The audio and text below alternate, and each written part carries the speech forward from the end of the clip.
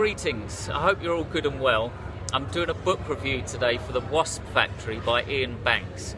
I first read this book back in 2014 and it completely blew me away, and it's stuck with me all this time.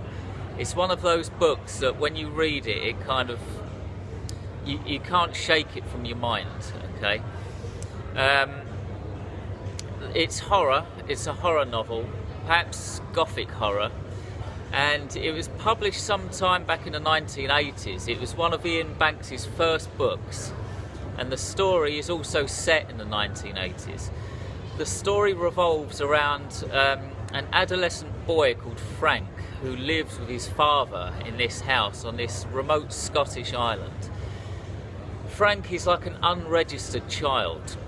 The government doesn't know he exists, nor do the police, and he basically roams around on this Scottish island, doing typical boy stuff.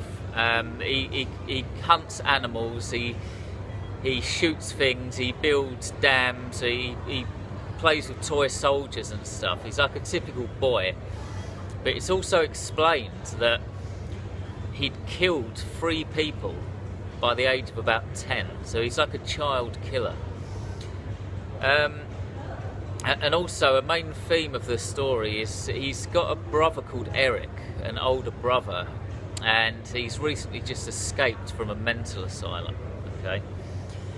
The main themes in this book are animal death, animal cruelty, and child murder. There's a lot of animal cruelty. I mean, this Frank, he has these things called sacrifice poles that are dotted around the island. They're like these wooden poles with the severed heads of animals stuck on top of them. And he does all of these weird rituals and stuff with dead animals. It's really, really creepy. And all throughout the book, there's this like really tense atmosphere of suspense about his brother Eric, who's escaped from this mental asylum, and he's phoned the house a few times and made it clear that he's coming back to the house. So everybody knows that he's coming, but nobody knows where he is. It's like this really tense element to the story. You might be wondering what the Wasp Factory actually is. I mean, why is the book called The Wasp Factory? Up in Frank's loft in this house, he's built this maze. It's like a plastic maze. It's got a big clock on the front, and inside it's got all of these little corridors with little traps inside. Certain traps involve fire, other traps involve like small weights dropping on something, and so they're like chambers with ants that are ready to eat things. And he captures these wasps, and he puts the wasps into the wasp factory, and the wasp then has a choice of going in certain directions or down certain corridors, and depending on what corridor the wasp goes down, it will have a different death. But it doesn't matter what corridor it goes down, it will die in a certain way. And in a kind of superstitious sense, Frank reads into these different fates of the wasps, and he sees it as a kind of way of predicting the future, right? What a book this is. It's a great book. There are 4 shocking scenes in the book as well.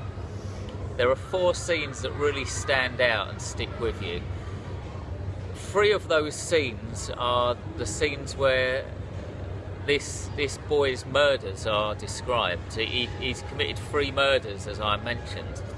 Each one of those is described in the book, and the 4th disturbing scene that really sticks with you is his older brother Eric. He's crazy, but it's explained that in the past he was like the complete opposite. He was very rational, very sensible, very kind. And he was actually on his way to becoming a doctor. He went to university and everything. But he experienced something. There a certain event happened to him that sent him insane. And at the end of the book, you actually find out What Happened to Eric.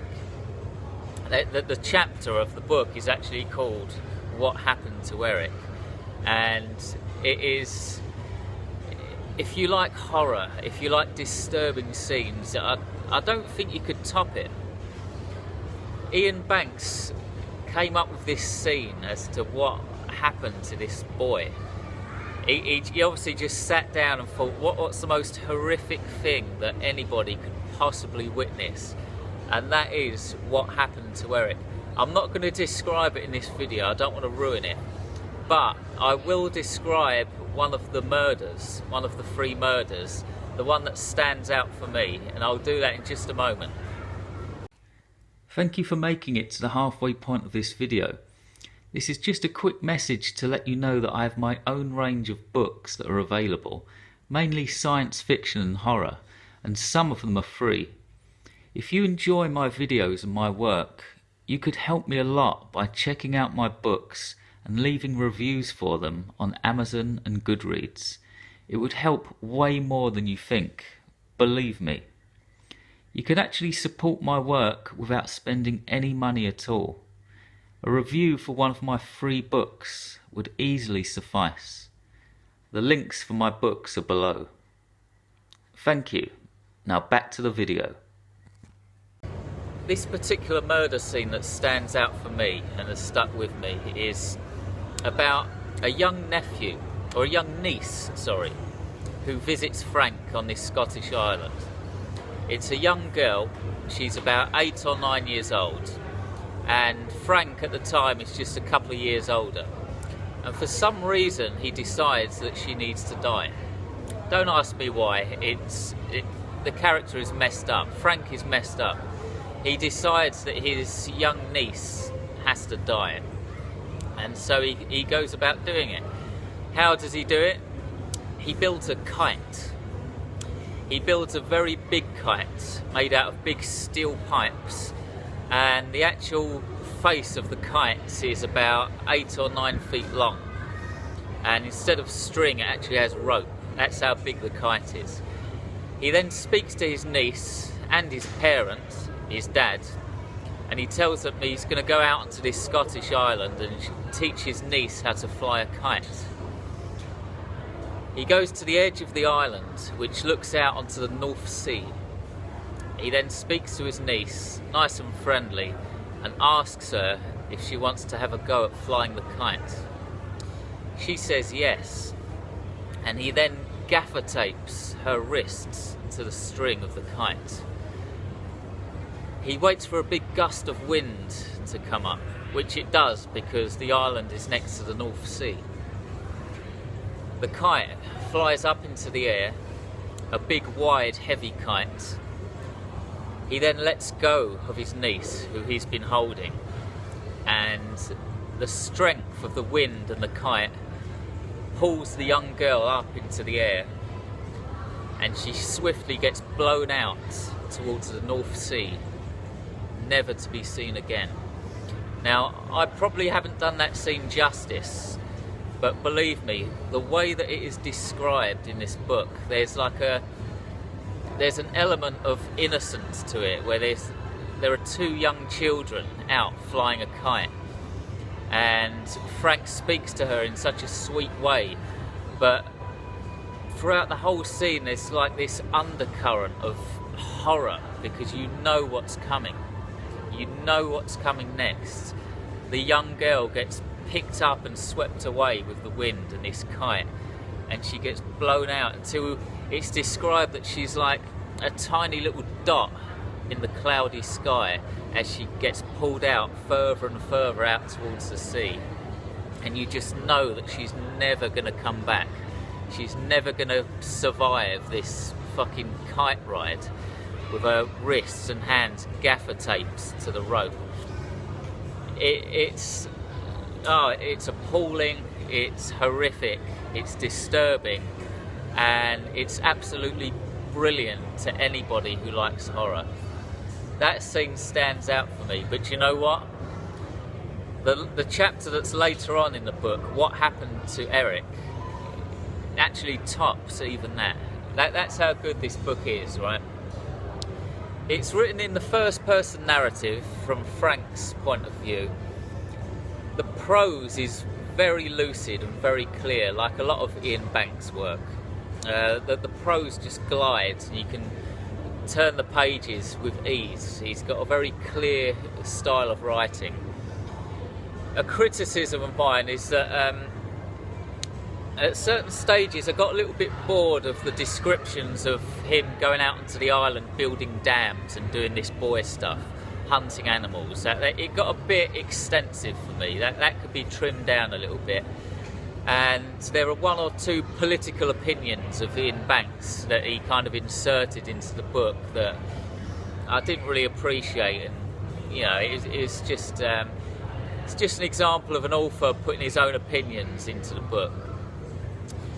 However, it is still very disturbing after 2 reads. I've read the book twice, 8 years apart, and both times have been very disturbing.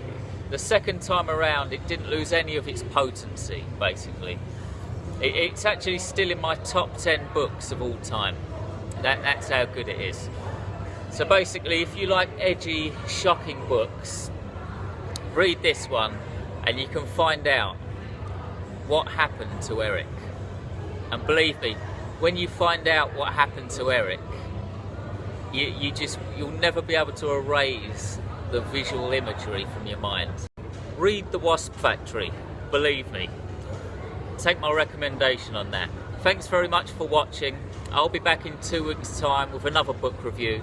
In the meantime, try to have a good day on this waspish, factory-filled, murderous, obscene piece of rock we call Earth. Lots of love. Goodbye.